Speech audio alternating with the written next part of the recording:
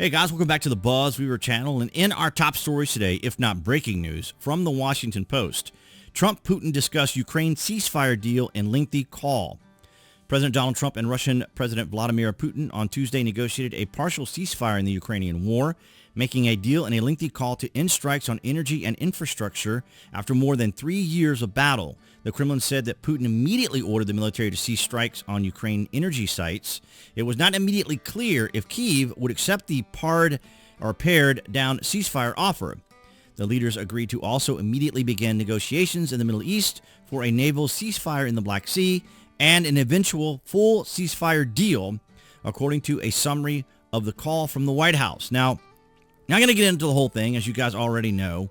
This is something that I've been covering in the background for quite some time, and it's interesting to see the shift in attitude and mentality from some of these other creators. Now, I've been watching Jake Bro and Arthur in particular, and Operator Starsky, who is with the National Guard there in Ukraine, so his coverage is more very much on the ground and what's actually happening based upon a media standpoint, because he's with the media and within the National Guard, but also fighting alongside his fellow Ukrainians. But it's interesting to see the shift in mindset and attitude between Jake and Arthur. Now, these two are just commentators, and I've been watching them since the beginning of the war. And it's interesting to see the shift now towards Donald Trump because, and this is just my opinion, I'm just going to give you guys just my opinion. Everyone most likely wants Ukraine to succeed and get all of their country back, including Crimea. This is something that is probably not very realistic. And the idea that with whatever type of help, either from NATO, the EU, or the United States, it would take all of them working together to push Russia out. I don't see that happening either.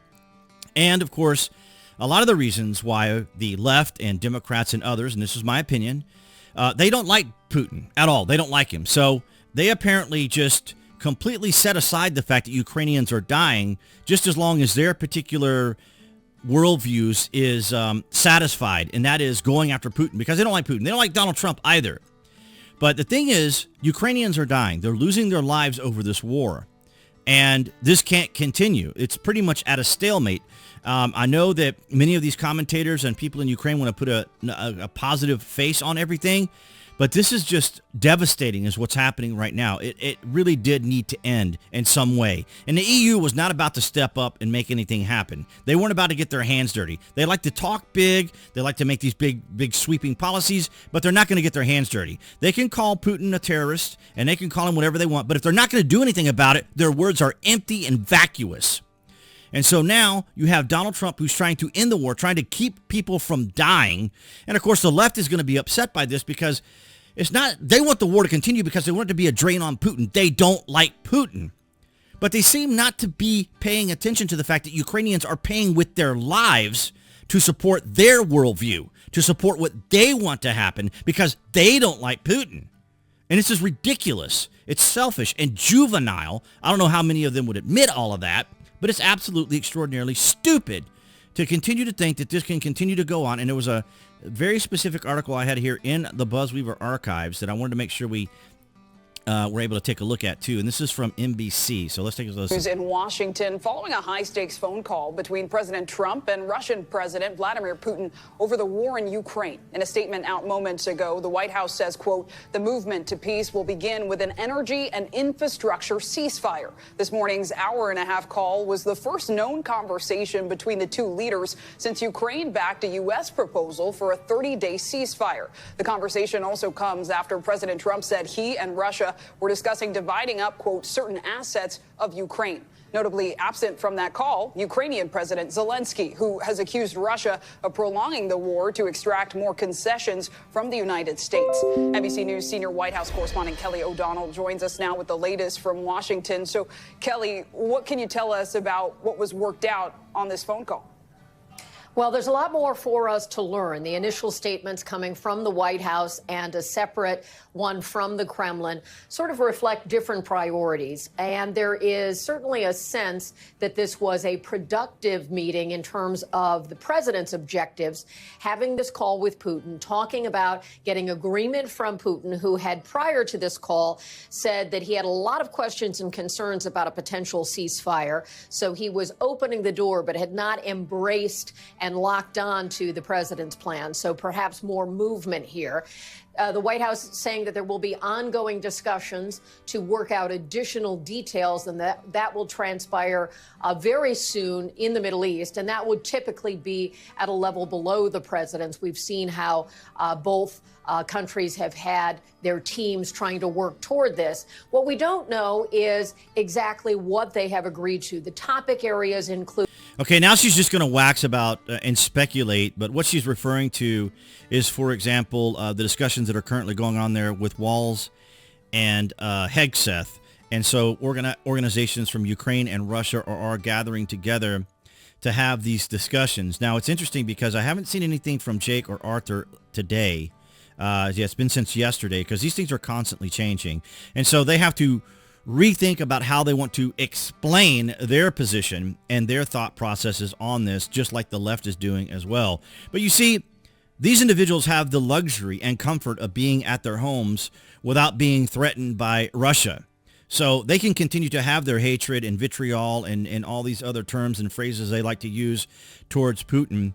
And just because Donald Trump is trying to get peace, think about this. Because Trump is trying to end the war, they're suddenly thinking and suggesting that he's working alongside Putin, that somehow Putin is manipulating him so that Russia can position themselves to be able to get out of this with whatever particular flowery illustration and idea that they think they have.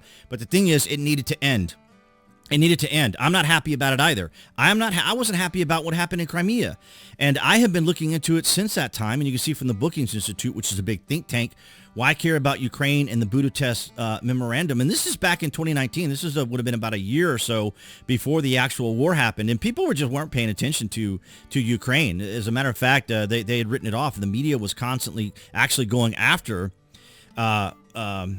Zelenskyy because of the phone call, remember, with Trump, which led to the first impeachment. And then you have the trilateral process, the United States, Ukraine, Russia, and nuclear weapons, which was essentially violated in 2014. And Obama didn't do anything. So was Obama siding with Russia?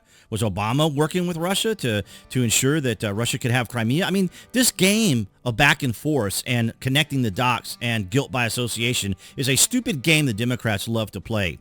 And if you go to the Stanford University, the Europe Center, you can see the trilateral process. And this is a broken down, very direct outline of that process. You guys can pause the video if you want to read it and see exactly what happened. And it was violated. And Obama did very little outside of, provide money and other things like that. But nothing was really achieved from that. And Russia walked right in because they wanted access to the Black Sea.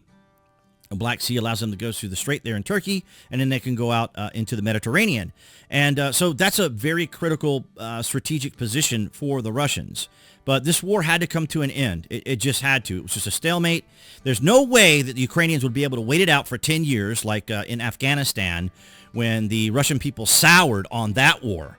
And so the idea, too, by the left is that this war of attrition would wear down the people of Russia. They would turn against Putin, or there would be a coup, and then he would be removed, and then, Ukraine would get their territory back. That is equally as unlikely as the EU and NATO getting more involved and providing more ways to push back Russia. So this is a very convoluted, very dangerous, very disturbing and troubling situation that had to end. I don't like the way it's ending at all.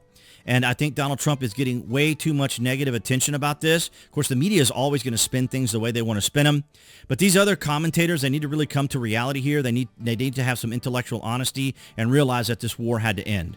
But I want to thank all you guys across New Tech, that's BitChute, Rumble, and Odyssey, for your guys' continued support. And, of course, those watching on TikTok who are able to make it past 35 seconds. And, of course, everyone here on YouTube for your guys' continued support. I appreciate all that you guys do. Of course, below this video, you can find the various social media links that I belong to. I encourage you guys to follow me there. And if you would like to help out the channel further, the affiliate marketing links are down there below. If you're with Amazon or looking for a VPN, those help out the channel. But seriously, your guys' likes and comments and engagement is amazing to the channel, and I appreciate everything that's happened here in 2025. Appearing there on the screen for all of you who are watching on YouTube, that would be the channel icon. You guys can click on that to subscribe, as well as to select notifications. That way you know when there's content here on the channel, and I'll see all you guys in the next video.